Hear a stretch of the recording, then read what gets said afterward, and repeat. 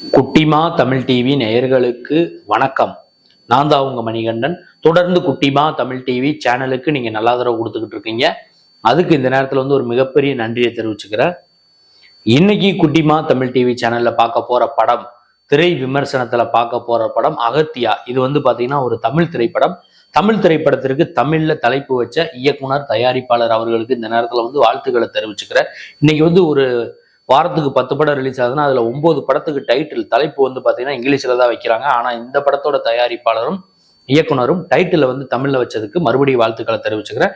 இந்த படத்தோட திரை விமர்சனத்துக்கு போறதுக்கு முன்னாடி குட்டிமா தமிழ் டிவி சேனலை சப்ஸ்கிரைப் பண்ணாதவங்களா இருந்தா ஒரு தடவை பண்ணுங்க.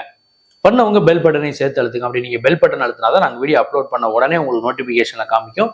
நீங்கள் அந்த வீடியோவை பார்த்து என்ஜாய் பண்ணலாம். உங்க நண்பர்கள் உறவினர்களை குட்டிமா தமிழ் டிவி சேனலை பத்தி சொல்லி சப்ஸ்கிரைப் பண்ண வைங்க, லைக் பண்ண வைங்க, கமெண்ட் பண்ண வைங்க.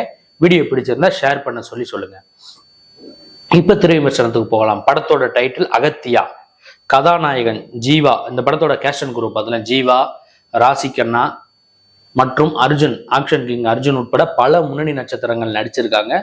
கதாநாயகன் ஜீவா அவருடைய கேரக்டர் நேம் பாத்தீங்கன்னா அகத்தியன். அவர் பாத்தீங்கன்னா சினிமாவில் ஆர்ட் டைரக்டர்னா என்னன்னு கேட்டீங்கன்னா சினிமாவில் செட்டு போடுறவங்க. இப்ப நான் இது பாத்தீங்கன்னா என்னோட வீடு, இதே மாதிரி செட்டெல்லாம் கூட சினிமாவில் போடுவாங்க. அந்த மாதிரி ஒரு வேலை அவர் பாக்குறாரு. பாண்டிச்சேரியில ஒரு செட்டு ஒன்று போடுறாரு. தன்னுடைய சொந்த பணத்தெல்லாம் உடனே வாங்கி ஒரு 30 லட்ச ரூபாய் செலவுல தயாரிப்பாளர் கொடுத்துருவாருன்னு சொல்லிட்டு நம்பி செட்டு போடுறாரு. செட்டு போட்டா டைரக்டரும் ஹீரோயினும் ஓடி போய் கல்யாணம் பண்ணிக்கிறாங்க பாண்டிச்சேரி விநாயகர் கோயில்ல. ப்ரொடியூசர் ஷூட்டிங்கை கேன்சல் பண்ண சொல்லிட்டாரு. சொன்ன உடனே ஒரு வேற வழி இல்லாம இதை என்ன பண்ணான்னா, பாண்டிச்சேரி டூரிஸ்ட் பிளேஸுங்கிறதுனால அங்க இது மாதிரி இதை நம்ம கேரி ஹவுஸா மாத்துவோம், பேய் வீடுன்னு மாத்தி வருமானம் சம்பாதிப்போம், கவர்மெண்ட் கிட்ட பெர்மிஷன் வாங்குவோம் சொல்லி அதுக்கு ஒரு முயற்சி எடுத்து பெர்மிஷன் வாங்குறாங்க. இதுக்கு முன்னாடி என்ன நடந்திருக்குன்னா, செட்டு போடும்போது அங்க பழைய பியானோ ஒன்று புதஞ்சு கிடந்திருக்கும். அந்த பங்களால அந்த பியானோவை தோண்டி எடுப்பாரு. தோண்டி எடுத்ததுக்கு அப்புறம் தான் இந்த மாதிரியான விஷயங்கள்லாம் நடக்கும்.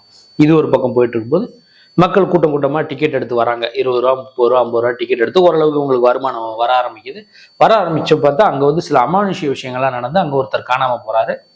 கவர்மெண்ட் அதை மூட சொல்லிடுறாங்க. மூணதுக்கு அப்புறமா அங்க ஒரு மூலிகை குறிப்பு பத்தின ஒரு விஷயம் கிடைக்குது. ஹீரோவோட அம்மாவுக்கு ஆல்ரெடி ஏதோ ஒரு பிரச்சனை ஒன்று ஓடிக்கிட்டு இருக்கு. அங்க ஒரு மூலிகை சம்பந்தப்பட்ட ஒரு விஷயம், சங்ககாலம் அந்த மூலிகை, சங்ககால மருந்து, அதாவது நாட்டு மருந்து சம்மந்தப்பட்ட ஒரு விஷயம் கிடைக்குது. அதை எடுத்து ஹீரோ என்ன பண்ணாரு, மறுபடியும் ஆர்ட் டைரக்டர் ஆனாரா இல்லையா, அவங்க அம்மாவுக்கான அந்த பிரச்சனையை சால்வ் பண்ணாரா இல்லையா, அந்த பங்களால என்ன நடந்துச்சுங்கிறத அர்ஜுன் கேரக்டரை இவர் ஜீவா கண்டுபிடிச்சாரா இல்லையா, இத்தனை கேள்விகளுக்கும் விடை சொல்றதா இந்த படத்தோட முழு நீள திரைக்கதையா அமைஞ்சிருக்கு. இதுல பாத்தீங்கன்னா பாடல்களும் பின்னணி இசையும் யுவன் சங்கர் ராஜா அவருடைய பாடல்களும் பின்னணி இசையும் நல்லா இருக்கு. அது இந்த படத்துக்கு ஒரு கூடுதல் பலன்னு சொல்லலாம். படத்தோட ஒளிப்பதிவு, சினிமாட்டோகிராஃபி அழகா இருக்கு. ரொம்ப 4K 8K அந்த மாதிரி ரெசல்யூஷன்லாம் சூப்பரா லட்டு மாதிரி இருக்கு. ஃப்ரேம் எல்லாம் தியேட்டர்ல படம் பார்க்கும்போது அது இந்த படத்துக்கு பிளஸ். கதாநாயகி அழகா காமிச்சிருக்காரு கேமராமேனு, கதாநாயகனையும் அழகா காமிச்சிருக்காரு, ராசிகண்ணாவையும் ஜீவாவையும். அது எல்லாமே இந்த படத்துக்கு ஒரு மிகப்பெரிய பிளஸ் தான். இந்த படத்தோட மைனஸ் என்னன்னு கேட்டீங்கன்னா கதை.